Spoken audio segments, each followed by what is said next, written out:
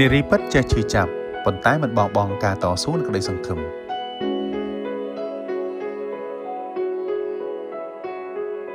ភាពឈឺចាប់គឺជាផ្នែកមួយដែលមិនអាចជៀសផុតជាពិសេសសម្រាប់មនុស្សស្រីពួកគេអាចជួបប្រទះនឹងការឈឺចាប់ជាច្រើនមិនថាជាការខកចិត្តក្នុងរឿងស្នេហាការបរាជ័យក្នុងអាជីពការងារឬក៏បញ្ហាផ្សេងៗនៅក្នុងគ្រួសារនោះទេភាពឈឺចាប់ទាំងនេះអាចធ្វើឲ្យនារីខ្លះបាក់ទឹកចិត្តហើយបោះបង់ចោលក្តីសុបិនរបស់ខ្លួនប៉ុន្តែនារីពិតមិនមែនជាមនុស្សស្រីដែលងាយចោះចាញ់នឹងការឈឺចាប់នោះឡើយនារីពិតដឹងថាការឈឺចាប់មិនមែនជាទីបញ្ចប់នោះទេដូចនេះនាងមិនខ្លាចនឹងទទួលស្គាល់ថាខ្លួនកំពុងតែឈឺចាប់នោះទេពួកគេអនុញ្ញាតឲ្យខ្លួនឯងមានអារម្មណ៍ក្រៀមក្រំយំសោកតាមចិត្តហើយក៏ត្រូវការពេលវេលាដើម្បីព្យាបាលរបួសស្នាមផ្លូវចិត្តផងដែរពួកគេដឹងថាការលាក់បាំងភាពឈឺចាប់អាចធ្វើឲ្យបញ្ហាកាន់តែធ្ងន់ធ្ងរដូច្នេះពួកគេហ៊ានប្រឈមមុខនឹងវាហើយដោះស្រាយវាដោយសន្តិវិធីពួកគេមិនដែលបណ្ដោយឲ្យភាពឈឺចាប់គ្របដណ្ដប់លើជីវិតរបស់ខ្លួនជារៀងរហូតនោះទេជំនួសឲ្យការបាក់ទឹកចិត្តហើយបោះបង់ចោលក្តីសង្ឃឹម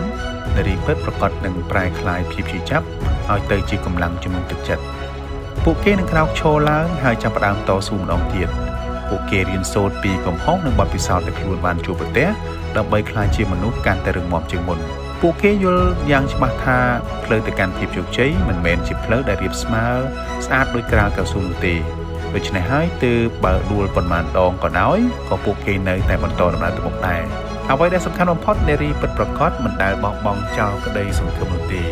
ពួកគេជឿជាក់ថាថ្ងៃណាមួយអ្វីៗនឹងត្រឡប់មកដូចដើមហើយពួកគេនឹងរកឃើញសុភមង្គលសាជាថ្មីក្តីសង្ឃឹមប្រៀបដូចជាពន្លឺចែងចាំងដែលនាំផ្លូវពួកគេឲ្យពីផុតពីភាពងងឹតពួកគេរក្សាក្តីសុបិននិងគោលដៅរបស់ខ្លួនជានិច្ចហើយនឹងខិតខំប្រឹងប្រែងដើម្បីសម្រេចវាឲ្យបានភាពឈឺចាប់មិនមែនជាសញ្ញានៃភាពទន់ខ្សោយនោះទេ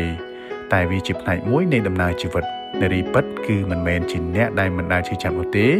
តែជាអ្នកដែលចេះកែប្រែការឈឺចាប់ឲ្យទៅជាកម្លាំងមិនបោះបង់ការតស៊ូហើយបន្តឆ្ពោះទៅមុខដោយក្តីសង្ឃឹមដ៏មុតមាំ